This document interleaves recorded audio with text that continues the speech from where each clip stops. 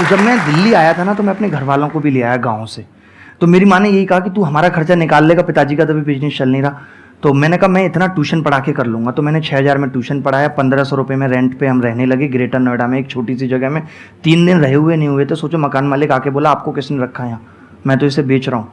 मैं उस दिन मेरी आंखों में आंसू आ गए कि मतलब हम यहाँ शिफ्ट हुए हैं ऐसे तैसे मैनेज करके, अब यहाँ से निकलना पड़ेगा। बट मैंने अपने पिताजी को देखा है जीवन में, मैंने उनको कभी ये नहीं देखा आज टेंशन है नींद नहीं आ रही। मैंने ये सीखा उनसे, लाइफ में कितनी भी टेंशन रहो रात को सो जाओ, सुबह बात करेंगे, जो भी होगा सुबह बात करेंगे, रात में तो कुछ नहीं कर सकते। वहां से हमने वो चेंज किया।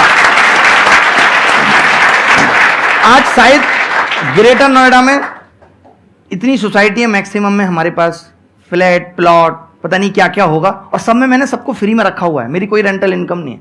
मैंने कहा जब जरूरत होगी तब ले लेंगे किसी से। सर आपके घर के बाहर ये सारे पहुंच जाएंगे।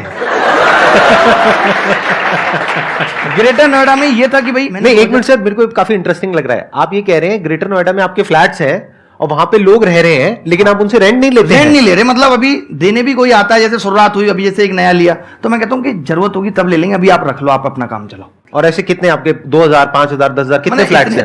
मतलब इतने फ्लैट्स नहीं है, बेसिकली मेरे पास विलाज ही है सारी। अच्छा सर थोड़ा बहुत हंसी मजाक चलेगा ना, प्लीज बुरा मत मानना। हाँ मैं कंफर्टेबल हो गया, मतलब मुझे हंसी मजाक बहुत पसंद है। मुझे लगता है कि जीवन में ऐसा नहीं कि सीरियस दिखना जरूरी नहीं है कुछ भी करने के लिए, आप अपने काम के प्रति सीरियस रहो, लेकिन ये नहीं कि मैं हाथ भी हिलाऊंगा ऐसे कर। तो जब हमने ये शुरुआत की, हम दिल्ली आ गए भाई, हमने पढ़ाना भी शुरू किया। हमने 2013 में किताब लिखी, और पिताजी बोले किताब लिख रहा हूं मैं, करोड़ों रुपए कमाएंगे। किताब एकदम सुपर महाफ्लॉप, क्योंकि जब आपको कोई जानता नहीं है तो आपकी किताब पढ़ेगा क्यों। हमने 2000 किताबें छप वहीं, कोई बिकी नहीं, मतलब 2-4 बिकी, और जिसने ली वो बोला किताब बहुत अच्छी है। मैंने कहा दोस्तों को बताओ, लेकिन ले कोई नहीं रहा, क्योंकि जब तक आपका नाम नहीं है, नाम बनाना बहुत बड़ी बात है, मैं आपको बता रहा हूँ। तो 2013 में मैं पढ़ा रहा हूँ, 12 में नौकरी लगी इसलिए छोड़ दी कि दिल्ली में लेंगे, फिर 13 में नागपुर लग गई, और देहरादून से सीधे नागपुर चले गए। जब मैं लौट के आया, मैं कोचिंग में गया, लोग बोले आपको 650 रुपये घंटे पे रखेंगे, जबकि उससे पहले मैं 1450 रुपये घंटे लेता था। आज मैं आपको बता दूं मेरी ज्वाइनिंग फीस 50 करोड़ है, और मैं 1,29,000 रुपये घंटे लेता हूं पढ़ाने के।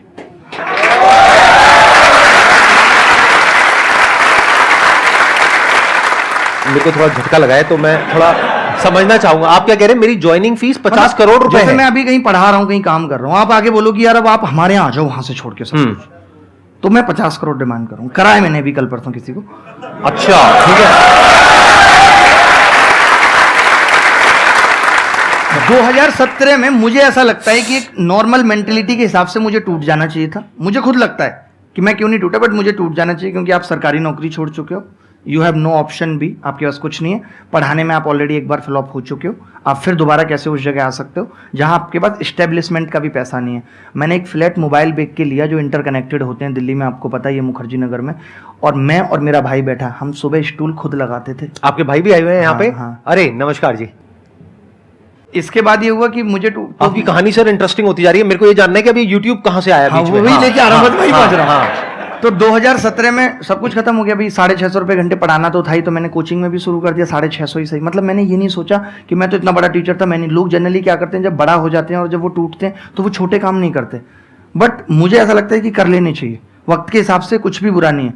तो मैंने कर लिया, मैंने अपनी कोचिंग भी खोल ली। मैं सुबह स्टूल लगाता था और बाहर जाके खड़ा हो जाता था, क्योंकि बच्चों को लगता था कि हम तो बड़े आदमी हैं, ये वो, टीचर को बच्चा बड़ा मानता है। तो मैंने कहा इनको ये ना लगे कि मैं ऐसी जगह पे रह के यहीं पढ़ाता हूँ, यहीं खोलता हूँ। तो हम सुबह स्टूल लगा के नीचे बैठ जाते थे, रात को उसी में पलंग डाल के सोते थे, और धीरे धीरे करके उन्होंने थोड़ा थोड़ा पैसा भी देना शुरू किया और ठीक चलने लगा। उन्हीं में से एक लड़का बोला कि जो आप पढ़ाते हो ना, मेरे को 4 साल हो गई हैं धक्के खाते हो, मैंने ऐसा टीचर नहीं देखा, आप बहुत अलग बताते हो, ऐसा कोई नहीं है। तो उसने एक टीचर भी दिखाया कि ये देखो फेसबुक पे वीडियो डाला, 10,000 व्यू आया, 10,000 लोग।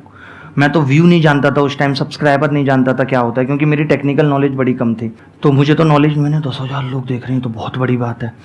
तो अच्छा, तो वो बोला आप वीडियो बनाओ। मैंने कहा यार नहीं, क्योंकि उस टाइम डर लगता है आपके रिश्तेदार क्या कहेंगे, आप एक ऑलरेडी हारा हुआ फील कर रहे हो। तो मैंने उसको यही बोला, मैंने कहा यार चलो वीडियो बना लेते हैं। और ये बात है 3 अक्टूबर 2017 की, वो बंदे ने वो वीडियो हमें बिना बताए अपलोड कर दिया चैनल।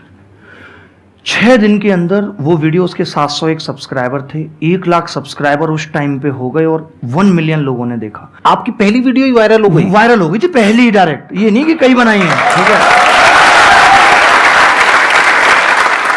मैं थोड़ा यहाँ पे आपसे समझना चाहूंगा ऐसा क्या था उस वीडियो में, मतलब मुझे अलग क्या था उसमें? नहीं, अगर इसमें से काफी लोग जानते होंगे तो वो जानते होंगे, क्योंकि मैंने ऐसी चीजें बनाई हैं जो इस ब्रह्मांड में भी गणित में पहले कहीं नहीं थी। मैं ट्राइंगल का एंगल 0 कर देता हूँ, जो कहीं नहीं था। ट्राइंगल का एंगल 0 करके सवाल का आंसर। मुझे समझ नहीं आया लेकिन अच्छा लग रहा है सुनने में।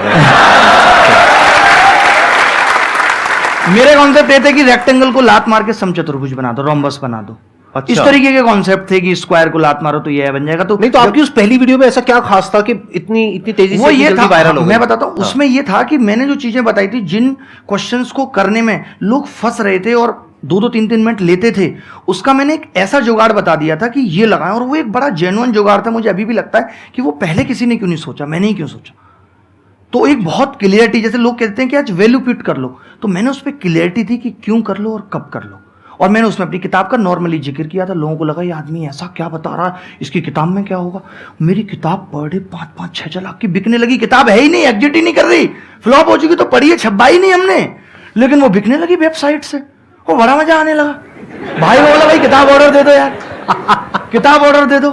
फिर मैंने कहा अपना चैनल बना लेते हैं। मैंने अपना चैनल बनाया, मुझे लगता है कुछ 8 महीने से कुछ दिन कम थे, 1 मिलियन लोग जुड़ गए थे 8 महीने में। और सिर्फ 121 वीडियो थी, और वो भी सिर्फ गणित की पढ़ाई का कंटेंट बनाना। उस टाइम पे शायद हम सेकंड ऐसे यूट्यूब चैनल थे जिसके 1 मिलियन थे। उससे पहले और लोग ऑर्गेनिक। एज कितनी थी तब आपकी? 26 साल कुछ महीने का था मैं। तो मतलब अभी आप 31 साल के हो? 31 साल का। लगते नहीं हो सर, मतलब मेंटेन किया हुआ है। अब 2 मैंने बच्चे आपको बोला, मेरे। अभी मुझे बोल दो। आप मुझसे भी यंग लग रहे हो। अच्छा, थैंक यू।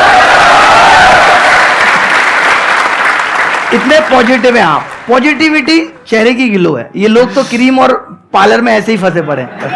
असलियत तो पॉजिटिविटी में ही गिलो है।